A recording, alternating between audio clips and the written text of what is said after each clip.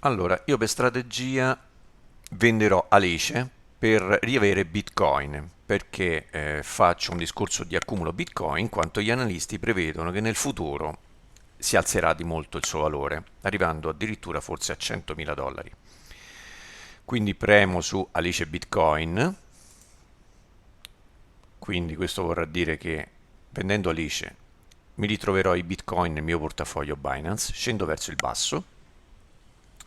Come vediamo, qui nella parte più centrale troviamo queste diciture limite, mercato e stop limit. Mercato vorrebbe dire vendere al mercato attuale Alice, ma come dicevo prima a me non conviene perché l'ho acquistata praticamente a 12,65 dollari e adesso è 8,69. Mi conviene fare un ordine al limite. Quindi vado su vendi Alice, qui in alto scegliamo noi il prezzo, che così è 8,58, quindi praticamente più o meno il prezzo di mercato, lo modifichiamo fino a che non arrivo al prezzo che desidero io. Nel mio caso ho acquistato a 12,65, voglio prevedere un rialzo di questa coin fino a portarla anche a 14, quindi punto anche su un eventuale profitto ottenuto proprio dal prezzo della coin.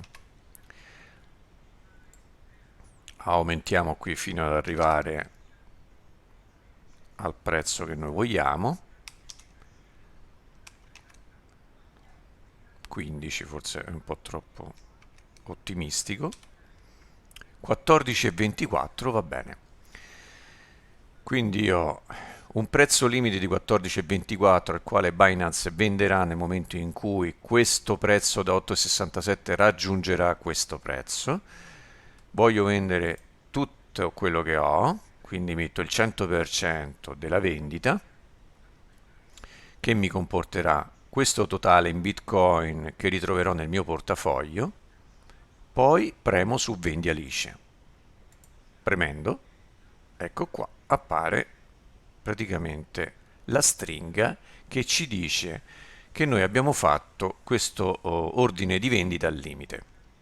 Qui troviamo anche cancella nel momento in cui magari vediamo che passa o trascorre troppo tempo e ancora non avviene la vendita, noi per necessità magari vogliamo vendere a un prezzo inferiore, a un prezzo superiore invece se siamo ottimisti, insomma possiamo fare qualsiasi variazione, basta premere su cancella e automaticamente verrà cancellato questo ordine senza alcuna spesa, perché non prevede spese Binance. Riandiamo qui, rimettiamo i nostri valori nuovi e poi rifacciamo di nuovo vendi Alice e automaticamente metterà un nuovo ordine. Tutto molto semplice. Questo lo possiamo fare tutte le volte che vogliamo, con tutte le coin che vogliamo. Io l'ho già utilizzato altre volte e devo dire che è stato positivo perché poi nel tempo, a distanza anche a volte di 2 mesi, però la coin ha raggiunto il valore che mi ero io prefissato e quindi da una situazione di perdita come quella attuale mi sono ritrovato addirittura in una situazione di guadagno perché ha venduto al limite e quindi in profitto.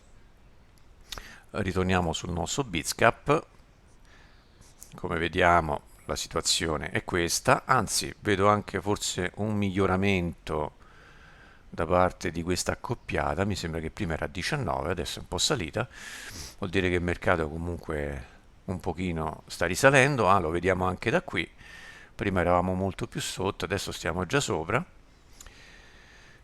Comunque, questo è quello che io faccio quando mi trovo in una situazione di perdita, come per esempio quella che ho trovato questa mattina.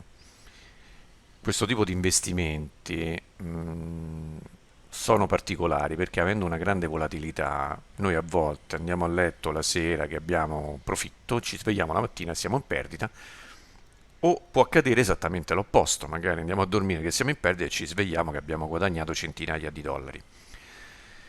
Fa parte un po' di questo tipo di investimento. È sicuramente un tipo di investimento fatto per chi non ha il cuore debole e, e sicuramente va impostato mentalmente sul lungo periodo, perché non si può assolutamente attivare un bot ed aspettarci già dopo poche ore che il bot sia in profitto e che noi già stiamo guadagnando. Non funziona proprio così.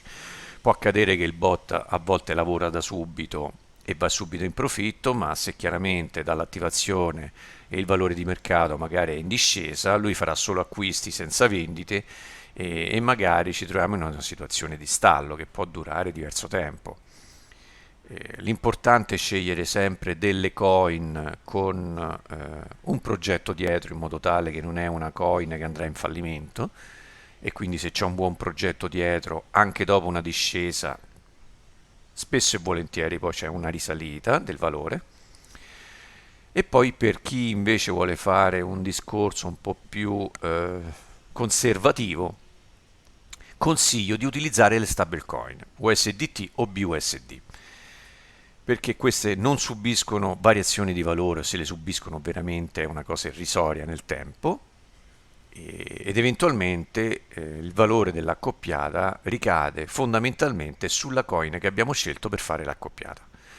Inoltre il BUSD, oltre ad avere questo vantaggio, ha anche il vantaggio che non paga le fee, quindi non vengono pagate tasse di transazione né in acquisto né in vendita.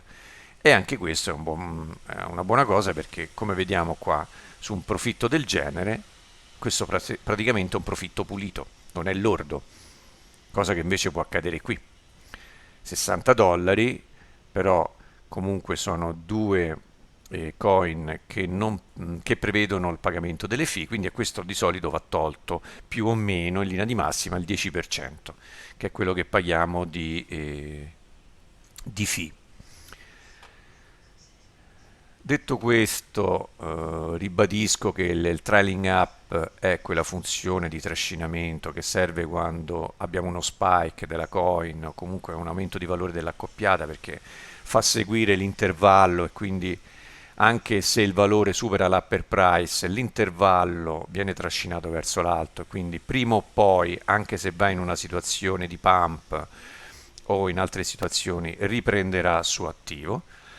Lo stop loss, ricordo che è quella funzione che una volta raggiunta di solito si mette al di sotto del lower price in modo conservativo, nel senso che venderà se il valore dell'accoppiata scende troppo, però vi ricordo che venderà il ribasso e quindi ha dei vantaggi da una parte e degli svantaggi dall'altra.